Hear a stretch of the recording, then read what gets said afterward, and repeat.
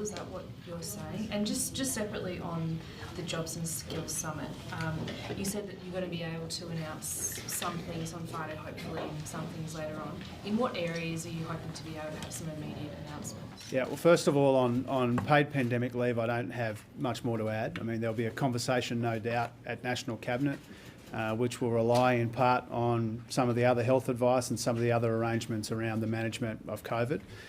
When it comes to the areas where we want to find some common ground, there's some pretty serious challenges in the economy right now. We've had a decade of stagnant wages and flatlining living standards.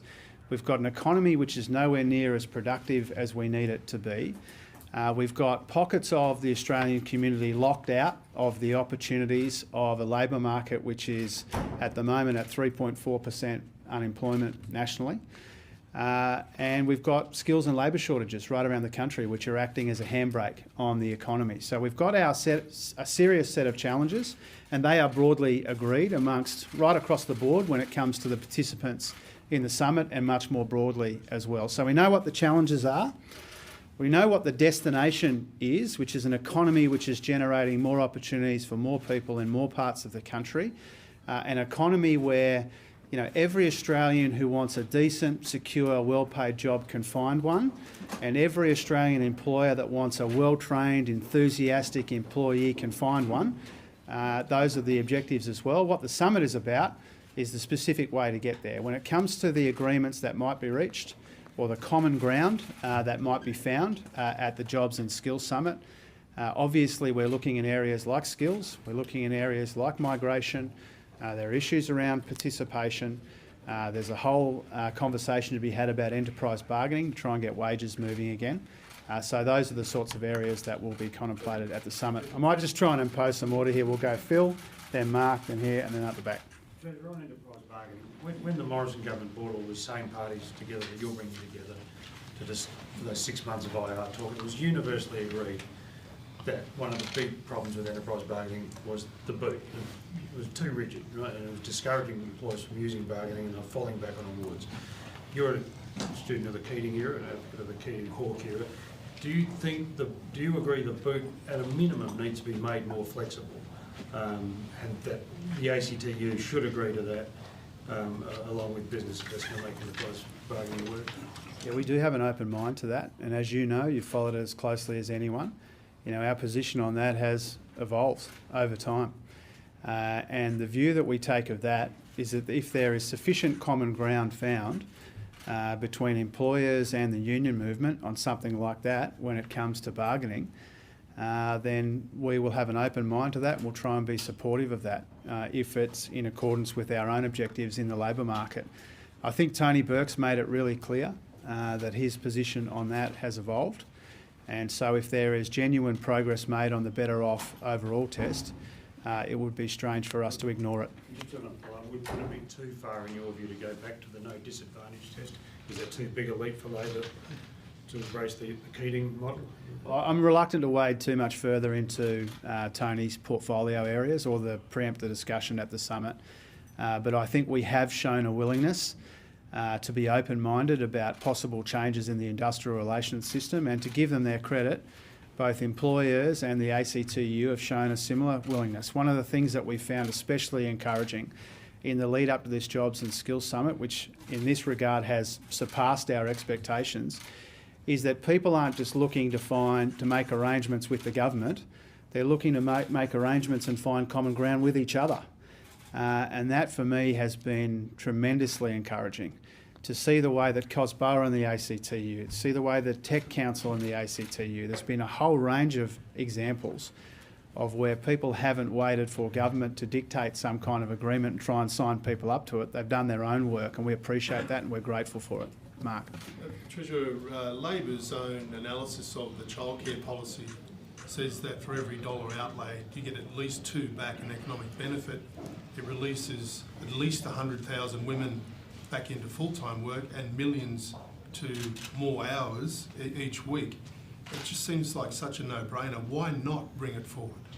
Well, a couple of things about that. Our childcare policy will be a game changer for Australian parents. And in a world where we want people to have the choice to work more and earn more if they want to, then this will be one of the most substantial things that we will do in this term of the Parliament. I know that people that I respect greatly would like us to get that up and running sooner than what we have currently planned to do. And what I say to them privately is the same thing I say to you now, Mark. It's not cost-free to bring forward something as game-changing and as expensive, frankly, as our childcare policy. And so we need to weigh that up against all of our other priorities. And my concern here is that people might see a July start date for a game-changing economic reform which provides cost of living relief with a big economic dividend is in some way falling short. July is not far away.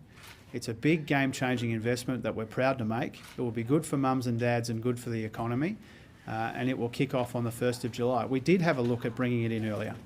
I've said that publicly before. We did have a look at that. I spoke to Amanda Rishworth before the election and with Jason Clare and Anne Ali after the election about doing that. I've spoken to many of you in this room about our efforts to see if that was feasible, but it's very costly. There may be other issues associated with bringing it forward. We're proud to bring it forward on the 1st of July. It will make a big difference. Could you explain though, sorry, the element of cost, because the policy says that it has a net economic benefit. So it's not a cost, it's an investment. Well, the budget rules see that differently. And yes, I mean, there is a massive multiplier effect investing in childcare. But the way that the budget rules are set up mean that we account for the cost but not for the benefit. Can I ask you back on the tax cuts? You've said they're legislated, it's not your policy to change them, didn't take an election, all those sort of things. But have you given any consideration to tinkering, I guess, with some of the more extreme ends of this? The same analysis that Sam quoted from shows that the top 1% of earners are going to get the same benefit as the lowest earning 65% of people. There are some very rich people going to get some quite large benefits from this. Is the tax cut package, in your view, is that holus bolus, can't be touched, or is there some tinkering you can do at the edges that you might be thinking about? Well, the reason that we point out that these tax cuts will come in 2 years' time is because we've got some nearer term challenges and they are occupying 100% of our time and our effort. So the issues in the labour market that the Jobs and Skills Summit's all about, the issues in multinational tax, which is our priority in the tax system, our position on the stage 3 tax cuts hasn't changed. We've got other priorities and other focuses, and that's occupying all our time. But that's not the question. What about a deficit levy? I mean, there are obviously ways that you could put something over the top while leaving the stage 3 tax cuts in situ. Would you consider a deficit levy for high income? That's not something I'm working up. To go to what Mark was saying, do you concede though there are decisions you could take today that would free up a workforce that are people that are not in the workforce because of childcare, or at the other end of the spectrum and seniors who are locked out of the workforce and could give a vital skilled workforce to businesses immediately? Yeah, the way I would encourage you to think about it is this. There are a heap of good ideas out there and some of them are expensive and we can't fund all of them. And from this lectern and right around Australia, I've been as upfront as I can, whether it's the petrol excise relief, whether it's childcare, whether it's some of these other initiatives, paid pandemic leave. There are a lot of things that if absent the fiscal constraints, that you would do, but we have really serious fiscal constraints. And again, one of the heartening things about the lead up to this Jobs and Skills Summit is that people broadly recognise that we've got $1 trillion in debt, we need to get maximum bang for buck, we've got a whole bunch of legacy things to fund, we've got a whole bunch of health pressures that weren't accounted for in the lead up to the election. And so we've just got to be upfront with people about our ability to fund everything. You know, there are good ideas that can't be funded, leaving aside the bad ideas. And so constantly, you know, on a daily basis, me, Katie Gallagher, the whole cabinet, the whole government, we're trying to work out what can we responsibly do that will make a meaningful difference, recognising the substantial fiscal constraints that we have inherited. Trudy. Jim, you've released the list of attendees overnight who will be at the summit. You notice unions have a bigger seat at the table than business. Do you think you've struck the right balance in the raw numbers in terms of number of unions versus big business bosses? No. It's like 20, is it 35 to 19? Oh no, there's more representatives of employers and business than there are of unions. Do you think you've struck the right balance with the attendance? Oh look, let me tell you, putting together an invitation list like this is not the easiest task that we've ever undertaken. And it's a difficult balance to strike. And the heartening thing is that in a country like ours, there are hundreds, if not thousands, of people with a legitimate claim to be there. And I have fielded more calls in the last 2 or 3 weeks and text messages than probably at any other time. And that's because people are clamouring to be part of this. And that's a good thing. It's better than the alternative. And so to those who are not on the list, we've tried our best to get around to all parts of the economy and all parts of the country in the lead up to the Jobs Summit.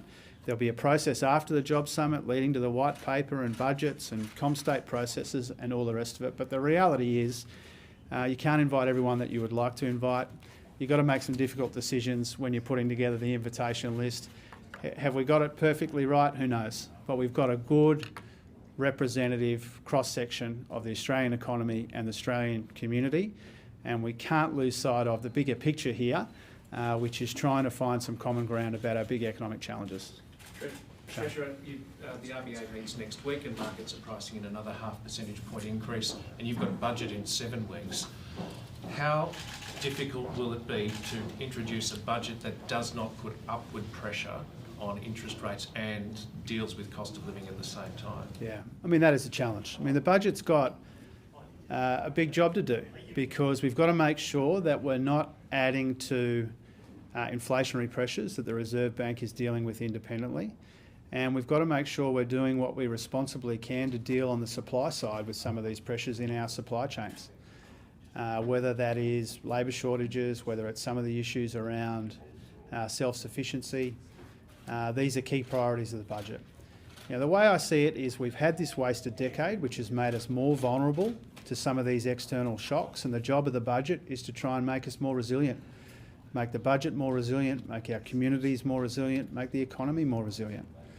And that's a difficult balance to strike when you've got our fiscal constraints.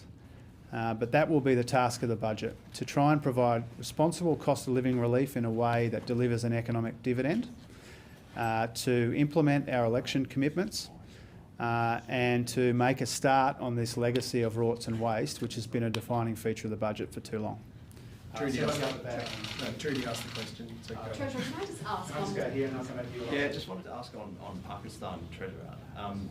The Prime Minister of Fiji says we're all responsible for the flood crisis in Pakistan. Those that are emitting the most in the world are the most responsible. There are calls for our contribution to aid funding there to be vastly increased. Do you think we should be increasing our aid?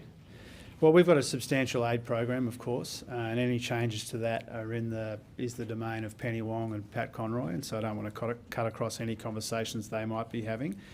Clearly, when it comes to climate change, that's a key driver of the fact that we've got more extreme weather events. I think that is broadly accepted around the world and around the country. And so we've got to do what we can on the climate change front at the same time as we support our friends and neighbours when we can. AEMO's Statement of Opportunities report has just dropped. It foreshadows reliability gaps in pretty much every single state over the next 10 years. Is it inevitable that we will see major shortfalls and we will experience an extremely rocky decade ahead to keep the lights on? Well, these are the costs and consequences of having 22 different inferior energy policies over the course of a decade. And we're not prepared for these kinds of energy shocks because we've had a government before us determined to play politics with energy. And we start further behind than we would like to when it comes to getting cleaner and cheaper and more reliable energy into the system. That's the task before us. That's the task that Chris Bowen and others more or less work around the clock on.